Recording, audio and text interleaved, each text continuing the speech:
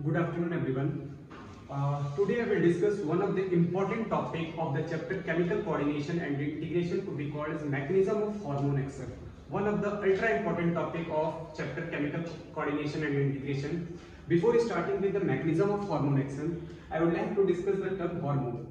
Hormone basically means define कैसे करना है हार्मोन्स को. हार्मोन एक नॉन न्यूट्रिएंट्स केमिकल्स होते हैं which act as a intercellular messenger and are produce in very trace amount. कहने का मतलब क्या हुआ कि हमारे बॉडी के अंदर इनका ऐसा नहीं है, न्यूट्रिशन वैल्यू कोई नहीं होता है. ऐसा नहीं होता कि हमारी बॉडी में न्यूट्रिशन की तरह काम करते हैं और ये क्या काम करेंगे, इनके ऑक्सीडेशन से क्या रिलीज होगा, एटीपी बनेगा. ऐसा कुछ भी नहीं होता है. और ये एक सेल से दूसरे सेल्स एक सेल से प्रोड्यूस होते हैं. हो सकता है कि उसी सेल्स में अपना एक्शन शो कर रहे होंगे, एक सेल से प्रोड्यूस हुए और उसी सेल्स में अगर अपना एक्शन शो करते हैं, इस तरह की एक्टिविटी को मोटोक्राइन एक्टिविटी बोलते हैं. अगर वो अपने नेबरिंग सेल्स को एक्टिवेट कर रहे हैं तो उनको हम क्या बोलते हैं, पैराक्राइन एक्शन. बहुत दूर जाके डिस्टेंस सेल्स पे एक्ट कर रहे हैं तो उनको हम क्या कहेंगे, endocrine.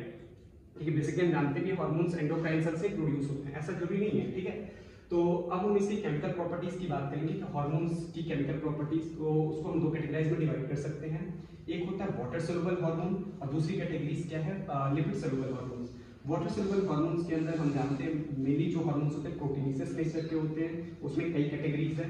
That would be called as amino acid derivatives, short peptide, long peptide और ग्लाइकोप्रोटीन्स. अमीनो एसिड डेरिवेटिव्स के अंदर तीन एग्जांपल आते हैं जिसको हम शॉर्ट फॉर्म में याद कर सकते हैं टेन के नाम से.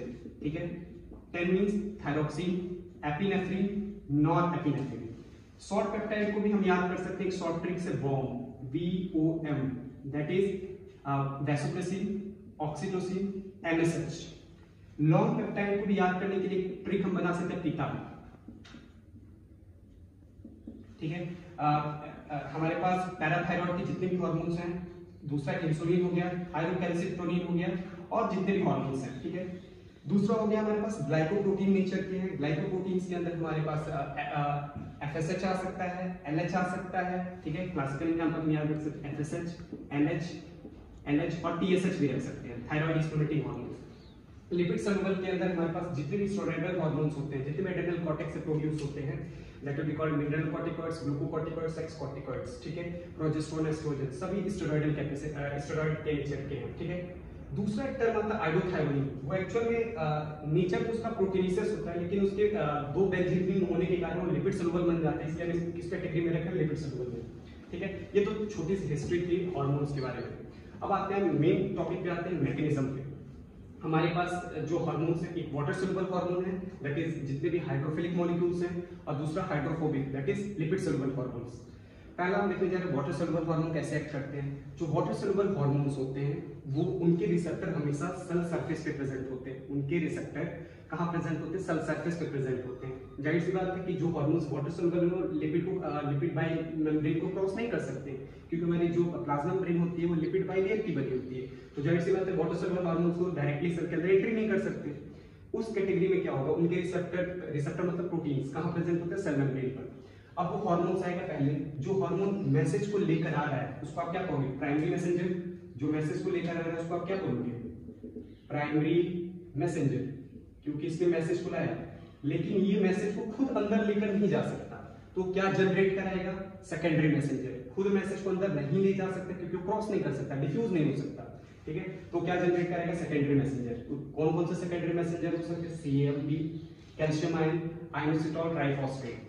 ठीक है, अब यहाँ पे हमने लिखा जैसे बाइंड हुआ हार्मोन रिसेप्टर के साथ बाइंड होता है तो क्या बनता है, hormone receptor complex. Hormone receptor complex bind हुआ, उसकी वजह से क्या कुछ और भी मॉलिक्यूल्स होते हैं, उसको हमको डिटेल में डिस्कस नहीं करना है तो इसलिए मैंने एनसीईआरटी में जितना लिखा है रिस्पांस 1 जनरेट करता है. मतलब कुछ जी प्रोटीन्स होते हैं, वो जी प्रोटीन्स क्या करते हैं, उसमें भी अल्फा बीटा गामा यूनिट्स होती है. ठीक, क्या करते हैं वो, किसको, एडेनिल साइक्लेज एक एंजाइम होती है जो प्लाज्मा मेम्ब्रेन पे प्रेजेंट होती है, वो उसको एक्टिवेट करते हैं. That is the response number 1. ठीक है, उसको आपको जानने की जरूरत नहीं. फिर वो क्या जनरेट करते हैं, उनकी वजह से क्या जनरेट होता है, सेकेंडरी मैसेंजर. वो सेकेंडरी मैसेंजर क्या जनरेट कराते हैं, क्या जनरेट इन्फ्लुएंस करते हैं, बायोकेमिकल रिस्पांस. बायोकेमिकल रिस्पांस एक सीरीज ऑफ रिएक्शन है जिसके अंदर जैसे ही सेकेंडरी मैसेंजर फॉर्म होते हैं जो ऑलरेडी प्रेजेंट प्रोटीन काइनेजेस हमारे साइटोप्लाज्म के अंदर है उनको ये एक्टिवेट करते हैं.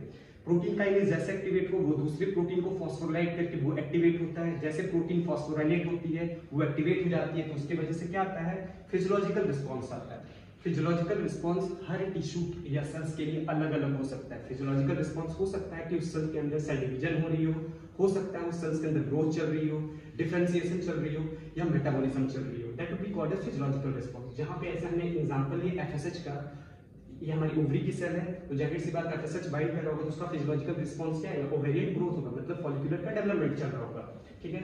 ये हमारा रहा वाटर सोल्यूबल का एक्शन। दूसरा आता है लिपिड सोल्यूबल हार्मोन्स में। आप देखो लिपिड सोल्यूबल हार्मोन जो होते हैं वो डायरेक्टली प्लाज्मा मेम्ब्रेन को क्रॉस कर सकते हैं, क्योंकि हमारी प्लाज्मा मेम्ब्रेन भी तो लिपिड बाइलेयर की है, हार्मोन भी लिपिड का है, तो इजीली डिफ्यूज हो सकता है। तो उसके रिसेप्टर आप खुद बताओ, या तो साइटोप्लाज्म में प्रेजेंट होंगे, या तो साइटोप्लाज्म में प्रेजेंट होंगे, या तो न्यूक्लियस के अंदर प्रेजेंट होंगे।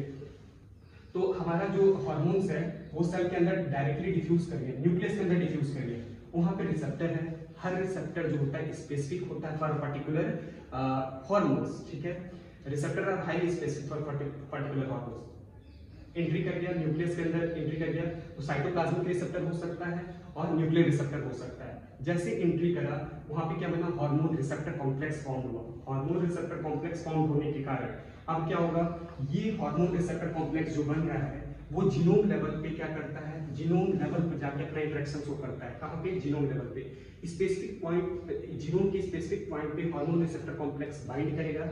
जैसे बाइंडिंग होती है उसकी वजह से ट्रांसक्रिप्शन स्टार्ट हो जाएगा, क्योंकि आपको पता है कि यहाँ पे जो जीन्स होंगे वो एक्टिवेट हो जाएंगे, ट्रांसक्रिप्शन फैक्टर की तरह काम करता है ये, ठीक है। तो ट्रांसक्रिप्शन होगा, फिर उससे क्या बनेगा, एमआरएनए बनेगा।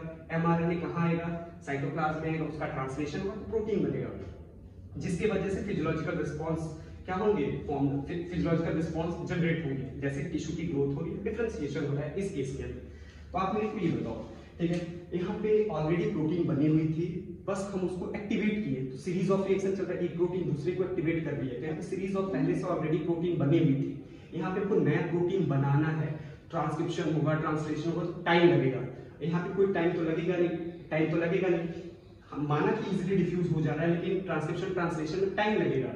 तो इसलिए हम कहते हैं कि जो लिपिड सोल्यूबल हार्मोन्स होते हैं वो the action of lipid hormone is slower. क्यों, क्योंकि ट्रांसक्रिप्शन और ट्रांसलेशन में टाइम लगेगा, तो इनकी क्या एक्शन स्लो होगा, बट ये लॉन्ग लास्टिंग होते हैं। क्यों लॉन्ग लास्टिंग होते हैं इसके कंपेयर में, जैसे इसका फिजियोलॉजिकल रिस्पॉन्स कंप्लीट होता है तो सेल के अंदर फॉस्फोडाइस्ट्रेज एंजाइम क्या होते हैं, एक्टिवेट हो जाते हैं। वो क्या करते हैं, जो सेकेंडरी मैसेंजर फॉर्म हुए हैं उनकी एक्टिविटी को सप्रेस कर देते हैं। ऑलरेडी जो अब एक्टिविटी सप्रेस हो चुकी है तो नई फिजियोलॉजिकल रिस्पॉन्स नहीं आएगी, क्योंकि कोई इंजाइमेटिक एक्टिविटी नहीं होगी। यहाँ पे तो ऐसा हो नहीं रहा है, यहाँ पे तो ऑलरेडी जीनोम लेवल पे इंटरेक्शन हो रहा है, प्रोटीन फॉर्म हो रही है, क्या हो रही है, फॉर्म हो रही है, इसलिए इसका जो इफेक्ट है लॉन्ग लास्टिंग है। I hope this is crystal clear to everyone. Thank you so much.